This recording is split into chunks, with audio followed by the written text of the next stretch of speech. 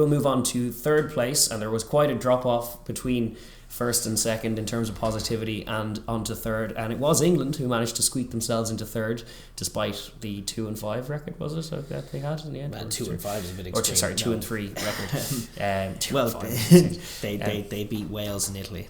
Yes, that was it.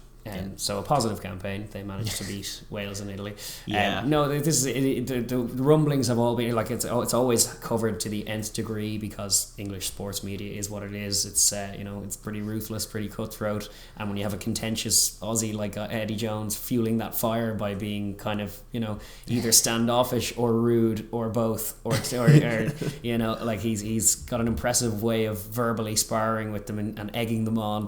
But yes, a lot has been said about this England stuff. They to the point where the RFU had to come out and confirm in support of Eddie Jones. Such were people clamouring for his job. Just on that point of that, like they've obviously said they're committed to it.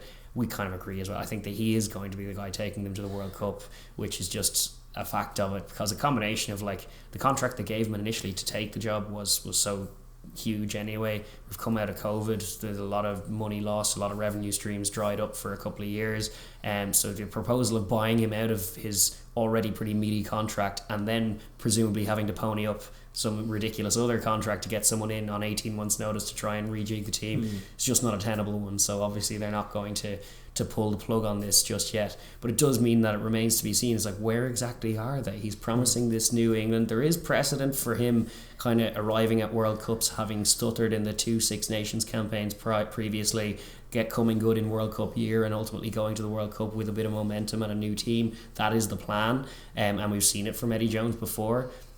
The quandary is that like he's talking about in all kinds of vagaries about like, if we improve a few things by 3%, and then suddenly this is different from that, and it's you know what, I feel like I've seen this movie before, and it has been a positive one. It's true. Well, it was a World Cup final last time out. Yeah, and indeed, this time 4 years ago, there were a bunch of English media heads clamouring for Eddie Jones's head. It's true. And none of them had a word to say that. They all kind of forgot that they'd said that, or just pretended they'd forgotten that they said that when England got to the World Cup final. There certainly wasn't anyone holding their hands up and going, I got it wrong in 2018 when I wanted him sacked. And most of those guys are out again calling for him to be sacked again. I don't buy it personally.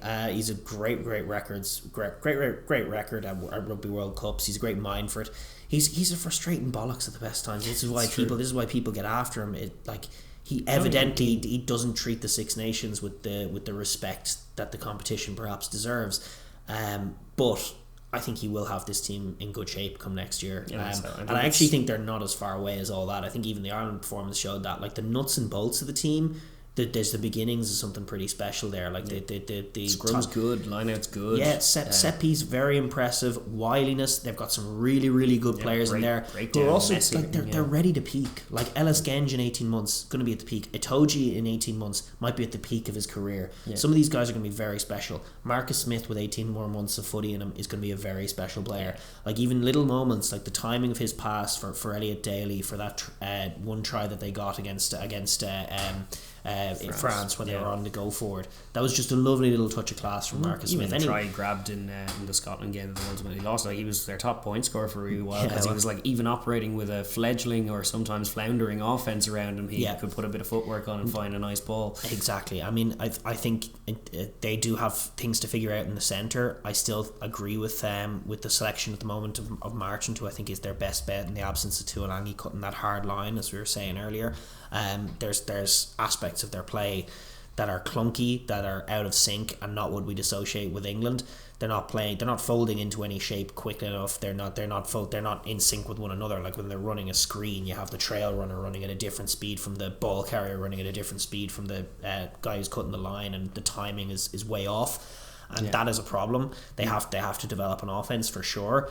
But the baseline that they have in terms of their set piece, their offense, their defense, their sheer quality and playmaking ability, their aerial skill in terms of very strong. It's very strong. It's right up there with the best in the world. Decent as well. Yeah, place kicking very good from Marcus in that new role as well. So I think there's an open question for me from a coaching point of view about the new team that they brought in, the guys with the rugby league background, the offensive coach, the backroom staff for Eddie Jones. Exactly. And there's a question as to whether or not they'll shake up that backroom, and obviously that has to be done with Eddie Jones kind of overseeing it. I mean, there's been some talk about bringing in the guy who's going to take over from Eddie Jones into the coaching staff with Eddie Jones.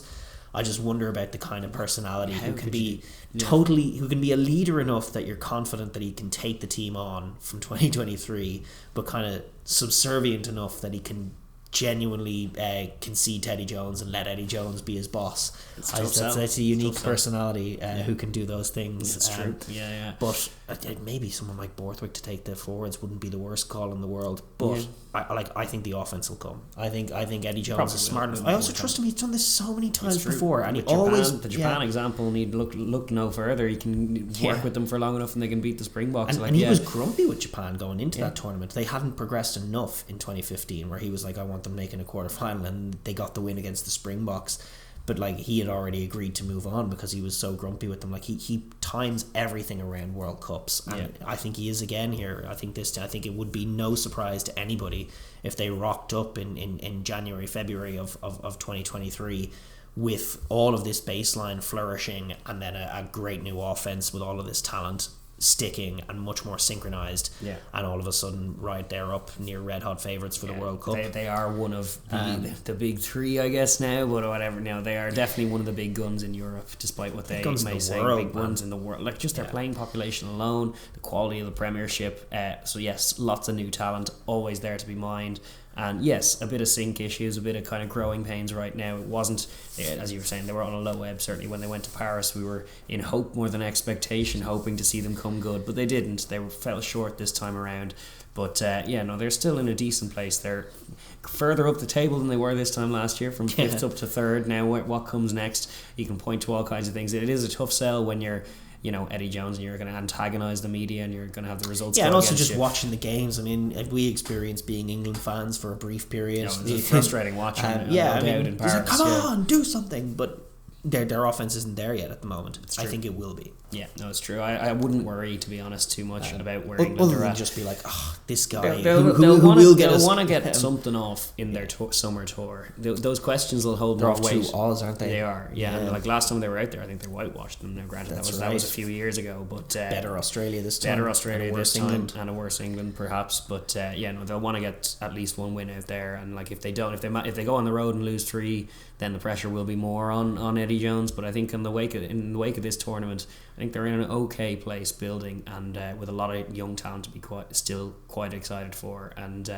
no need to throw the toys out, or no need to throw the toys out of the pram or the baby out with the bathwater or anything like that. I think they're still in a fine place, and they'll be dangerous come World Cup time. Absolutely. Frustrated that Jones doesn't take the Six Nations seriously. No, that's the bed you made. You got to lie. It's definitely a gripe. But he's only there till the end of this World Cup. But England fans are frustrated with that, where he's like, it doesn't matter that we lost. I did the Six Nations. We completed it, mate. Did it in 2016, mate. You're talking about rubby from 5 years ago. Six Nations. Yes, for sure.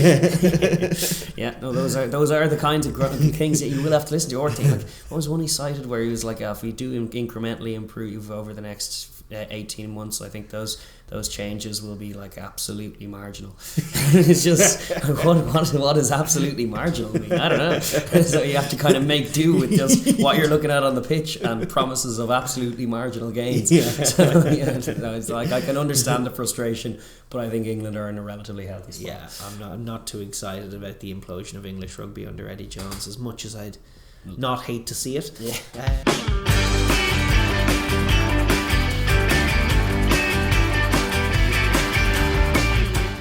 Thank you very much for tuning into the Overlap Rugby podcast. If you're new here, please do like and subscribe, and ring the bell as well so you'll be notified when we upload. But mainly, drop a comment down below as well. We love hearing your thoughts on the rugby. Cheers.